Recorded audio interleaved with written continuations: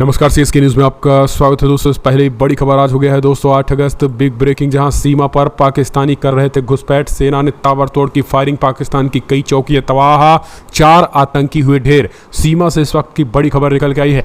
दूसरी बड़ी अपडेट, चंद्रयान 3 ने दी बड़ी खुशखबरी, चांद का दिखा नज़ारा। इसरो ने जारी किया पहला वीडियो, चंद्रयान 3 ने भेजी इमेज, फोटो, वीडियो बताएंगे इसके बारे में। तीसरी खबर में बताएंगे दोस्तों, जहां पाकिस्तान के प्रधानमंत्री पूर्व इमरान खान को जमकर पीटा आतंकियों ने, ऐसी जेल में ठूंस दिया है जहां उनको नहीं मिलने दिया जा रहा, ना तो परिजनों से ना वकीलों से।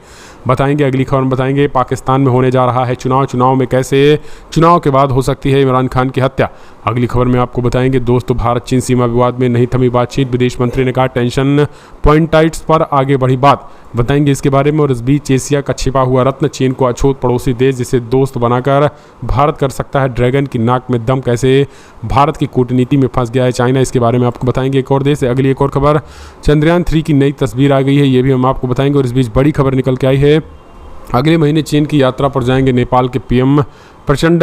भारत को लेकर भी है बड़ा ऐलान, बताएंगे इसके बारे में। लेकिन उससे पहले छोटा सा अगर आपने चैनल को सब्सक्राइब नहीं किया तो पल पल के अपडेट के लिए चैनल को सब्सक्राइब करना ना भूले दोस्तों। दरअसल पहली जो बड़ी खबर निकल के आई है, जम्मू कश्मीर में ना पाकिस्तान की कोशिश नाकाम, घुसपैठ कर रहे 4 आतंकियों को किया गया ढेर।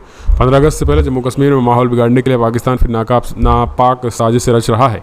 पीओके के लॉन्चिंग पैड पर इशारे का इंतजार कर रहे आतंकवादी भारतीय सीमा में घुसपैठ करने के लिए बेताब है। हालांकि उनकी हर कोशिश नाकाम हो रही है। बीते 24 घंटे के दौरान घुसपैठ कर रहे 4 आतंकवादियों को मार गिराया गया है। इन आतंकवादियों के पास भारी मात्रा में हथियार और गोला बारूद बरामद किया गया है। कश्मीर में सेना के शीर्ष कमांडरों ने जम्मू कश्मीर, श्रीनगर और कश्मीर में एलओसी पर हाई अलर्ट जारी कर दिया है। सैन्य कमांडरों ने कहा है कि पिछले 24 घंटों में के दौरान सेना ने कश्मीर के कुपवाड़ा और जम्मू कश्मीर के राजौरी, पुंछ जिलों में ऐसे 3 अलग अलग प्रयासों को विफल कर दिया है। पुंछ में सेना और जम्मू कश्मीर पुलिस की संयुक्त टीमों ने घुसपैठ कर 2 आतंकवादियों को ढेर कर दिया है।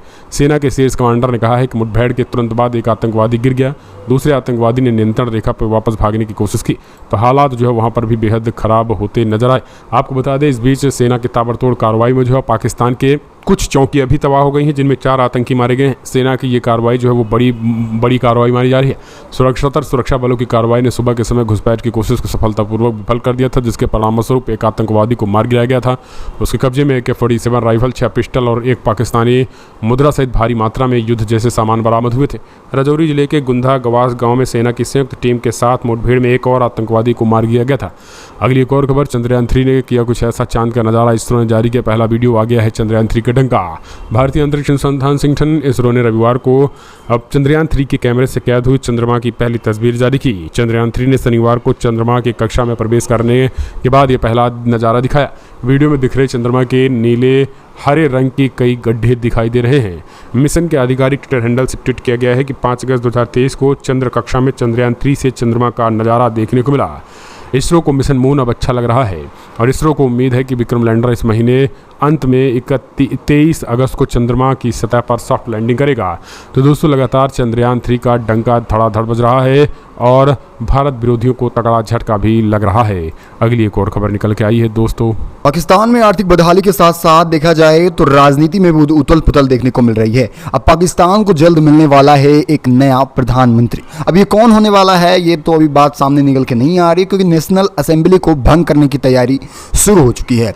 पाकिस्तान में एक बार फिर प्रधानमंत्री बदलने वाला है। आप सोच रहे होंगे कि आखिर इस बार कौन होने वाला है पड़ोसी मुल्क का प्रधानमंत्री। शहबाज शरीफ होने वाले हैं कि नए पीएम के तौर पर इमरान खान तो पूरी तरह से नहीं होने वाले हैं, क्योंकि वो इस समय जेल के सलाखों के पीछे हैं। फिर 1 साल में ऐसा क्या हुआ कि अब प्रधानमंत्री बदलने की नौबत सामने आ गई है, क्योंकि देखा जाए शहबाज को प्रधानमंत्री बने अभी 1 साल हुआ है और ऐसे में पाकिस्तान में प्रधानमंत्री के बदले जाने की वजह राजनीतिक उथल पुथल नहीं बल्कि देश के आवाम द्वारा चुनाव की बात है। पड़ोसी मुल्क में इन दिनों नेशनल असेंबली को भंग करने की तैयारी चल रही है ताकि कार्यवाहक प्रधानमंत्री को सत्ता सौंपा जाए, क्योंकि जिस तरह से देखा जाए तख्ता पलट से बार बार सरकार बनी पाकिस्तान में, इससे कहीं ना कहीं देखा जाए जो वहां की जनता रही उसके ऊपर हर बार कहर ढाया गया। अब इन सब को लेकर सटीक चुनाव की तारीख का भी ऐलान कर दिया जाएगा। दरअसल वहां पर जो ये सदन होता है उसे नेशनल असेंबली कहा जाता है, उसको भंग करने की प्रक्रिया चल रही रही है। अब वहीं ये भी बात सामने निकल के आ रही है, रविवार को ये होता है कि सन 2023 की डिजिटल जनगणना के आधार पर 24 के जनवरी या फरवरी में चुनाव कराने की गुंजाइश दिखाई दे रही है। अब देखा जाए दूसरी ओर प्रधानमंत्री शहबाज शरीफ ऐलान कर चुके हैं कि 9 अगस्त को नेशनल असेंबली भंग कर दी जाएगी। यानी देखा जाए जो भी काम रहे हैं प्रधानमंत्री के तौर पर वो शहबाज शरीफ 9 अगस्त के पहले पूरा कर लेंगे और इनके देखा जाए 3 दिन बाद जो निचली सदन का कार्यकाल भी समाप्त हो जाएगा। मौजूदा कार्यकाल 12 अगस्त को पूरी तरह से खत्म हो जाएगा। अब देखा जाए चुनाव को लेकर 60 दिन या 90 दिन का समय दिया जाता है। इन सब के बीच चुनाव होने वाला है। आप इसे किस तरह से देख रहे हैं? एक तरफ चुनाव कराना काफ़ी ज़्यादा बड़ा टास्क होने वाला है, क्योंकि जिस तरह से महंगाई और ख़ास तौर पर आर्थिक बदहाली चल रही है, ये आप पाकिस्तान के लिए काफ़ी चेतावनी भरा सबक होने वाला है। वहीं एक और बड़ी खबर निकल के आ रही है, इमरान खान से जेल में खतरनाक कैदियों की तरह किया जा रहा है सलूक। बड़ी खबर निकल के आ रही, इस बार जो इमरान खान है वो एसी में नहीं बल्कि आम कैदियों की तरह रहने वाले हैं और इनके साथ बुरा बर्ताव किया जा रहा है। इनको शहबाज ने ऐसी जगह भेजा जहां पर इन्हें कभी सोचा भी ना होगा।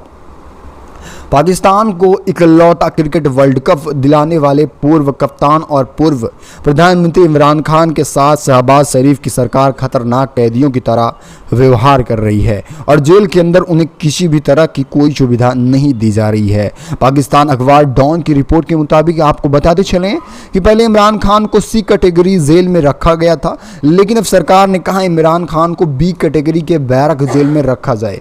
लेकिन उनके वकील ने दावा किया इमरान खान को कोई सुविधा नहीं दी गई और उनसे कोई भी मिल नहीं सकता है। ये एक बड़ी बात है कि एक तरह पर प्रधानमंत्री रहे थे और इन्होंने क्रिकेट खेलकर पाकिस्तान को वर्ल्ड कप भी जिताया था, लेकिन आज एक आम लोगों की तरह इनके साथ बर्ताव किया जा रहा है। लेकिन कानूनी प्रक्रिया के तहत जाने तो यही एक नियम होता है।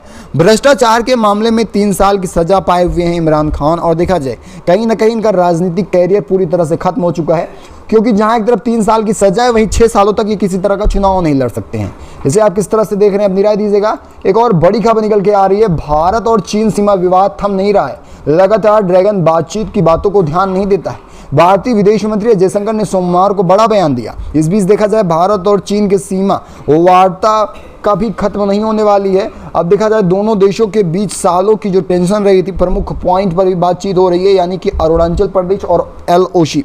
भारतीय विदेश मंत्री जयशंकर ने आज पत्रकारों से बातचीत करते हुए बताया पिछले दिनों खास तौर पर देखा जाए जब मेन बात हो रही थी कि शी जिनपिंग और विदेश मंत्री से बात हो रही थी, तब उन्होंने बताया कि इसे वार्ता के जरिए LOC के मुद्दे को सुलझा लिया जाएगा।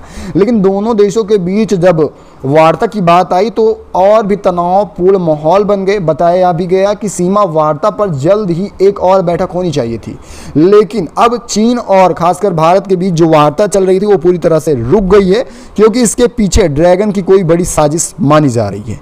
और ये विवाद आज से नहीं बल्कि 1962 से ही चल रहा है। तब से लेकर एक झड़प 1962 के बाद सन 2020 में हुई थी, जून के महीने में झड़प हुई थी, वो भी गलवान घाटी के पास ये विवाद हुआ था। दोनों देशों के बीच सीमावर्ती क्षेत्रों को लेकर आए दिन वार्ता होती रहती है, लेकिन इससे कोई खास प्रभाव नहीं पड़ रहा और अभी भी नाजुक हालात बने रहते हैं LOC और गलवान घाटी के। इसे आप किस तरह से देख रहे हैं अपनी राय दीजिएगा। क्या चीन वार्ता कर इस मुद्दे को सुलझाना चाहेगा या फिर G20 की बैठक होने जा रही है, शिखर सम्मेलन सितंबर में आयोजित होने जा रहा है, यहाँ पर कोई बड़ी बात हो सकती है या नहीं, क्योंकि यहाँ पर शी जिनपिंग आने वाले हैं।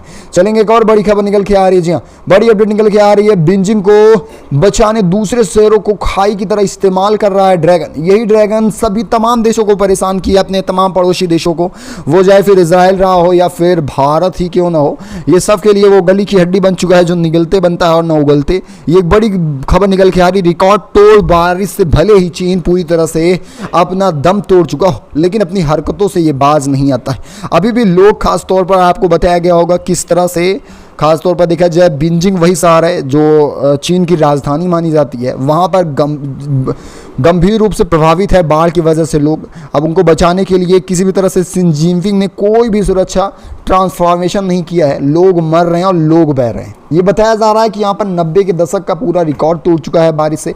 राजधानी बीजिंग की तीनों तरफ से सीमा लगने के कारण अब देखा जाए हेल्थ कम्युनिटी पार्टी सचिव नियोंग की तरफ से सप्ताह में बाढ़ग्रस्त लोगों को खास तौर पर सुरक्षा दी गई थी, लेकिन वहीं जिनपिंग की तरफ से कोई भी सुरक्षा नहीं दी जा रही। यानी मतलब जो नीचे स्तर की पार्टियां रही थी, कम्युनिस्ट पार्टी, उनके सचिव और सोशल मीडिया चैट एप्लीकेशन से जरिए लगातार देखा जाए जो भी हिंसाग्रस्त लोग थे उनके पास तक पहुंचा जा रहा था, और देखा जाए जो भी खाद्यान्न भंडारण रहे थे वो पहुंचाए जा रहे थे। लेकिन अभी मूसलाधार बारिश हो रही है, और देखा जाए अब तक सबसे बड़ी बात यहां पर ये निकल के आ रही है कि 50 से ज़्यादा लोगों की मौतें हो चुकी हैं।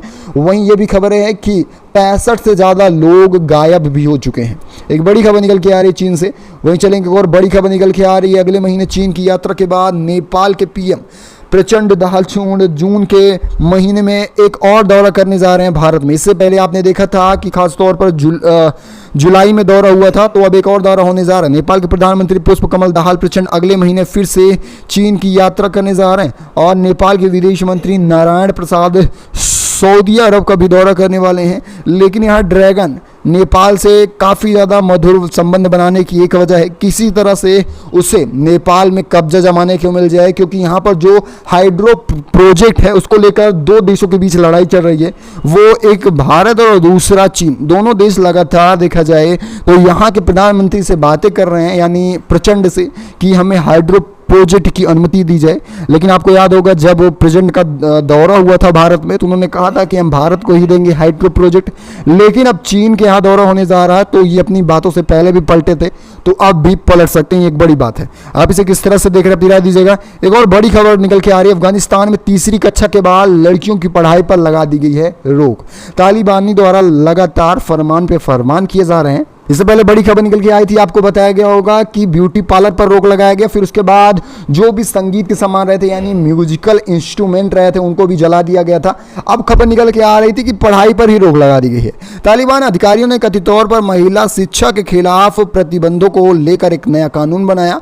अफगानिस्तान के कुछ इलाकों में 10 साल से अधिक उम्र वाली बच्चियां अब नहीं पढ़ पाएंगी। देखा जाए इन्हें प्रतिबंधित कर दिया गया है। लेकिन यहाँ खास बात यह है, हमने कहा 3 तक, तो ये है कि जब 3 तक पहुंचेंगी तो उसके बाद 10 साल से ज़्यादा उम्र रह जो गई होगी, तो इसके बाद वो आगे नहीं पढ़ पाएंगी। वैसे आपको बताया चले, अगस्त सन 2021 में दोबारा वापसी के बाद जब तालिबान आया तो काफ़ी ज़्यादा कुरूर आया है, क्योंकि इससे पहले सन 2006 में जब तालिबान का शासन था तब इतना कुरूर नहीं था जितना खासतौर पर 21 के बाद आने के बाद सन 2022 में जिस तरह से कॉलेज और विश्वविद्यालयों को तोड़ा गया, महिलाओं को शिक्षा से पूरी तरह से बेदखल कर दिया गया। इससे पहले केवल और केवल 22 में कॉलेज और विश्वविद्यालयों से बेदखल किया गया था महिलाओं को। लेकिन आज देखा जाए जो खासतौर पर जूनियरी शिक्षा थी उन्हें भी पूरी तरह से तालिबान खत्म कर रहा है। इसे आप किस तरह से देख रहे हैं अपनी राय कमेंट के माध्यम से देना ना भूलेगा। वैसे इस खास वीडियो में बस इतना ही, मिलेंगे अगली बड़ी अपडेट के साथ, तब तक के लिए धन्यवाद। जय हिंद।